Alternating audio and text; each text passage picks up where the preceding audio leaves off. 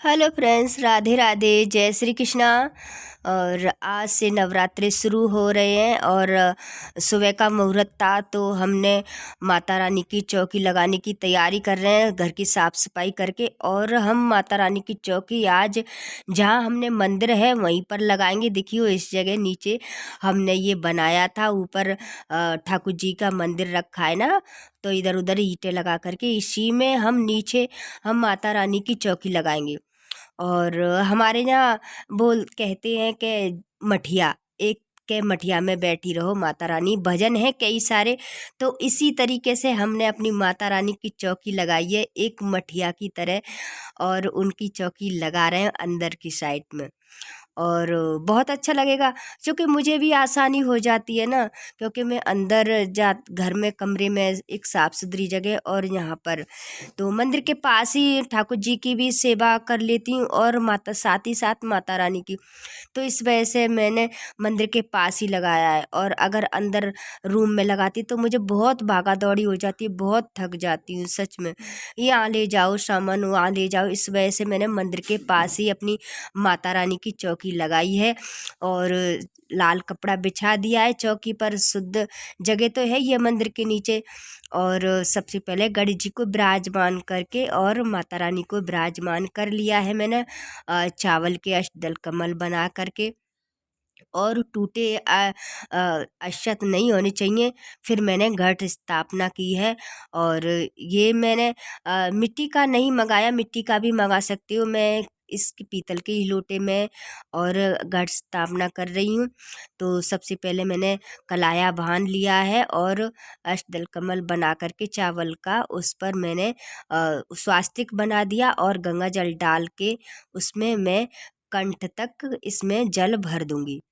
तो तो साफ सुथरा हमने जल कंठ तक इसमें भर दिया है कलश में।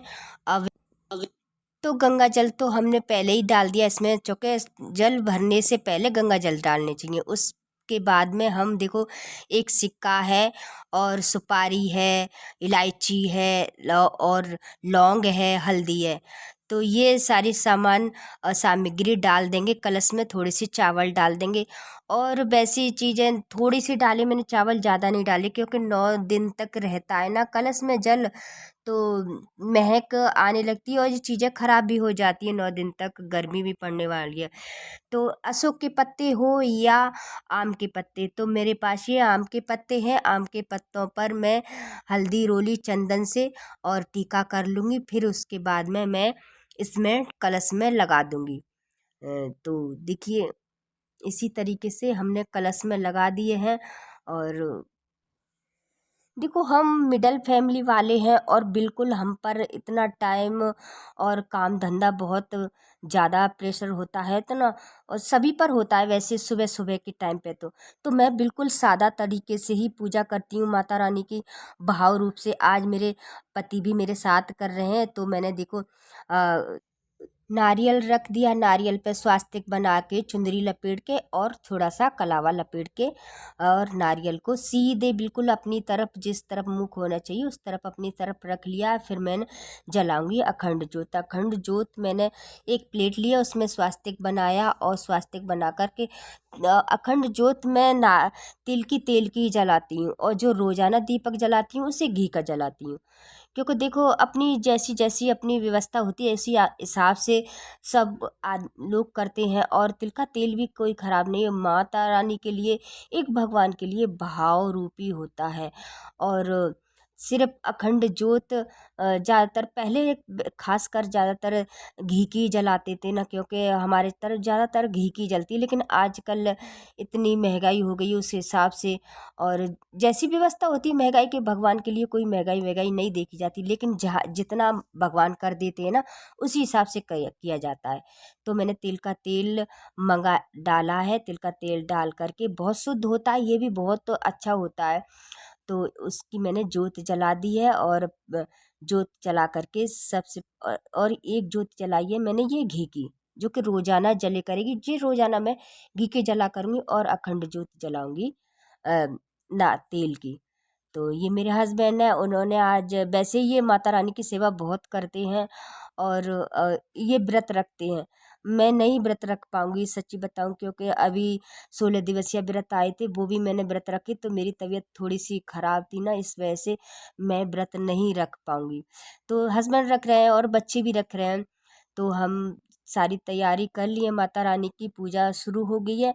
और फूल वगैरह चढ़ा करके सबसे पहले गणेश जी का फूल दीप धूप लगा करके और ठाकुर जी को मैंने स्नान कर दिया, जब तक मेरे हस्बैंड माता रानी की सेवा पूजा कर रहे हैं और हमने दोनों ने मिल करके पूजा की। फल फूल वगैरह यही चढ़ा जाता है, खासकर लौंग बतासे का भोग जरूरी होता है माता रानी के लिए।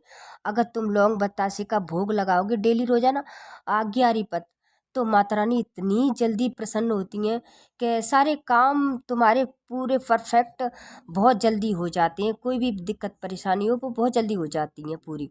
तो और 9 दिन में माता रानी विराजमान रहती हैं, धरती पर आती हैं, तो इनकी सेवा खूब भव्य तरीके से पूरे संसार में होती है, बहुत अच्छी तरीके से।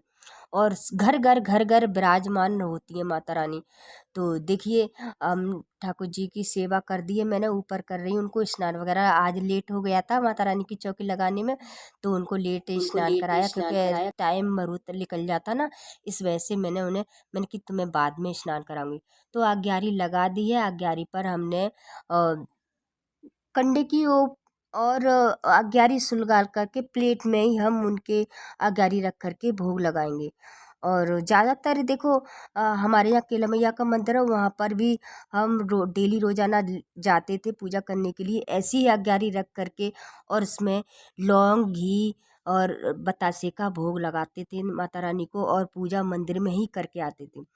तो थोड़ा सा घी डाला, घी डाल के थोड़ा सा कपूर डाल के और इसी पर लौंग बतासे का भोग लगा दिया माता रानी को। और जो 5 और आज के दिन माता शैलपुत्री का पूजन होता है, तो उन्हें दूध का भोग लगता है। और तो दूध तो सुबह आता ही है सबके घर पे, आप दूध का भोग लगा दो। और जो रोजाना घर में जो भी है, वैसे तो दिन के हिसाब से और माता रानी के हिसाब से आप भोग लगा सकते हो। और आज मैंने साड़ी नहीं पहनी ना, ऐसे ही बैठ गई जल्दी में, चूँकि हस्बैंड को लेट हो रही थी ना ड्यूटी के लिए, इस करके नहा धो के ऐसे ही पूजा मैंने चौकी लगा दूँ पहले। फिर सारा पूजन करके हमने कर ली आरती, माता रानी की आरती की और अपने ठाकुर जी की आरती की। तो देखिए इसी तरीके से हमने पूजा की आज की, और दोनों हस्बैंड वाइफ ने। और इसी तरीके से माता रानी की आज की हमारी पूजा अच्छी लगी हो तो प्लीज़ लाइक करें, सब्सक्राइब करें। राधे राधे, जय श्री कृष्णा। मिलते हैं फिर।